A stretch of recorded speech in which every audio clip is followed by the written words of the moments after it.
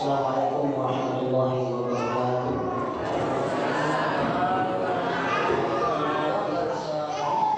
Alhamdulillah wa syukurillah, salatan wa salamun ala rasulillah. Allahumma lakal hamdu wa ilaikal mustaqam wa antal musta'an, la hawla wa la quwwata illa billahil aliyyil azim. Alhamdulillah, kembali lagi kita bersyukur kepada Allah Subhanahu wa taala karena kita sudah masuk ke malam yang kedua bulan Ramadan. Artinya lalu dijanji puasa. Tentu harapan kita Pak Ibu, semoga puasa kita yang kita laksanakan tadi itu bernilai ibadah di sisi Allah Subhanahu wa taala. Amin. Jemaah tarawih yang sama-sama dimuliakan Allah Subhanahu wa taala. Insyaallah karena malam hari ini masih awal Ramadan, insyaallah saya baru mulai memberikan materi ceramah, melainkan masih menyampaikan mengenai fikih-fikih seputar puasa, khususnya di bulan Ramadan. Kemarin saya sudah sedikit memberikan mengenai niat puasa. Malam hari ini yang ingin saya sampaikan itu mengenai ada beberapa golongan orang yang tidak diwajibkan berpuasa. Ini Bapak mungkin sudah ada yang tahu. Kalau sudah tahu, setidaknya menjadi pengingat. Kalau belum tahu, akan menjadi ilmu. Hadirin jemaah yang insyaallah dimuliakan dan rahmati Allah Subhanahu wa taala. Di sini ada 9 golongan orang yang tidak diwajibkan berpuasa. Yang pertama di sini anak kecil yang belum balik, nana deva nabalik.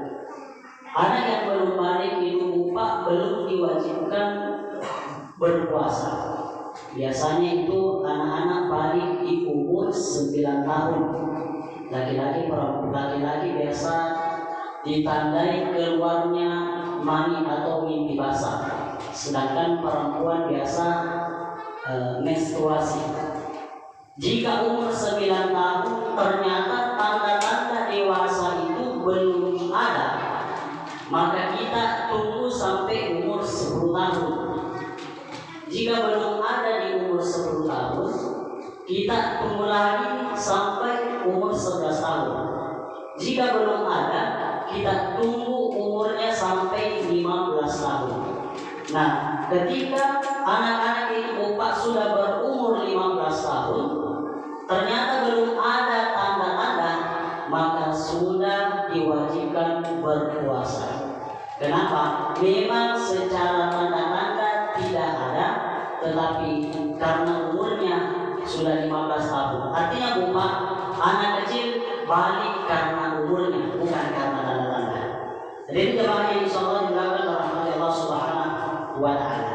Jadi saya ulangi kembali Bapak, anak yang belum balik belum diwajibkan berpuasa. Tetapi dengan catatan sebagai orang tua, kita wajib memberikan ajaran terhadap anak-anak kita. Memang tidak wajib.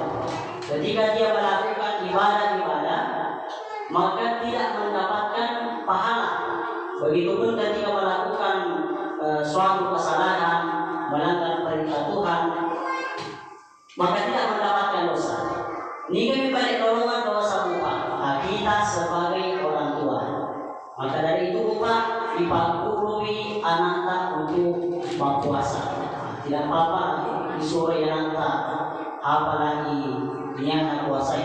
Nawaitu shaum an ada di syahr Ramadan hadhihi sanata lillahi ta'ala. Bisa juga Ramadhani hadhihi sanati lillahi ta'ala. Semuanya adalah jadi jamaah yang dimuliakan Allah Subhanahu wa taala. Itu yang pertama. Yang kedua, orang gila. Orang gila itu tidak diwajibkan berpuasa. Jadi Jadi kalau misalnya kalau jangan kita buka tanah sore 10 besok mandi pisang itu dimaklumi karena memang tidak diwajibkan berpuasa. Yang ketiga, yang tidak diwajibkan berpuasa itu adalah orang yang dalam marid. Apa yang dikatakan marid adalah orang yang sakit atau malasa tidak diwajibkan untuk berpuasa. Dengan catatan harus coba dulu. Nah, di sini ada pernah bertanya, penyakit itu bermacam-macam. Penyakit yang dimaksud di sini adalah penyakit yang kemungkinan besar atau penyakit yang berpotensi ketika kita berpuasa tanpa saya. Misalnya kita anjuran berdoa, maka dalam puasa kita pilih tata laksana. Maka orang yang seperti ini tidak diwajibkan berpuasa. Ini yang ketiga. Yang keempat adalah orang tua. Orang tua ini biasa tidak semua juga buka. Kamu tuh tahu menjual, tetapi bersama puasa. Di sini yang dimaksud orang tua adalah orang tua yang tidak mampu berpuasa. Tapi kalau yang mampu berpuasa, maka tetap diwajibkan untuk berpuasa. Jadi jamaah yang dilakukan Allah Subhanahu wa Ta'ala. Yang kelima, orang yang tidak diwajibkan berpuasa itu adalah wanita perempuan yang dalam mens haid, maka tidak diwajibkan berpuasa. Bahkan haram hukumnya berpuasa. Seperti tadi Pak, orang sakit memang puasa Ramadan itu hukumnya wajib, tapi kalau ada dokter yang mengatakan orang ini ketika berpuasa tak biasanya, justru diharapkan baginya untuk berpuasa. Kenapa Pak? Karena di dalam Al-Quran itu dikatakan wala tulqu bi'aydikum ila tahluka. Jangan jerumuskan dirimu ke dalam kebinasaan. Jadi jemaah yang bagi Allah Subhanahu wa Ta'ala. Yang keenam adalah nifas. Yang dikatakan nifas darah yang keluar setelah melahirkan. Yang ketujuh adalah orang yang sedang hamil. Keadaan hamil itu tidak diwajibkan untuk menunaikan puasa. Yang kedelapan di sini adalah orang yang menyusui. Ini kurang lebih dengan orang yang hamil. Dan yang kesembilan itu adalah yang terakhir itu adalah musafir atau orang yang bepergian itu jaraknya sekitar 84 km, maka tidak diwajibkan berpuasa. Di sini Pak pakai bahasa tidak diwajibkan, bukan dilarang. Artinya apa? Ketika ada orang musafir yang mau berpuasa, maka tidak apa-apa. Jadi jamaah yang dilakukan Allah Subhanahu wa Ta'ala. Di sini ada 9 orang. Ada beberapa yang ketika dia tidak berpuasa, dia wajib mengganti puasanya, dan ada juga yang tidak wajib mengganti puasanya. Yang pertama tadi anak kecil yang tidak berpuasa, yang belum balik itu Pak. Nanti kalau sudah balik bukan berarti disuruh sendiri puasa, sahabat belum dia mana balik. Itu yang pertama. Tadi ada masalah orang tua. Orang tua itu ketika dia sudah betul-betul tidak bisa berpuasa, mungkin sudah sangat tua, maka ajaran di dalam agama itu dianjurkan untuk membayar fidyah. Membayar fidyah.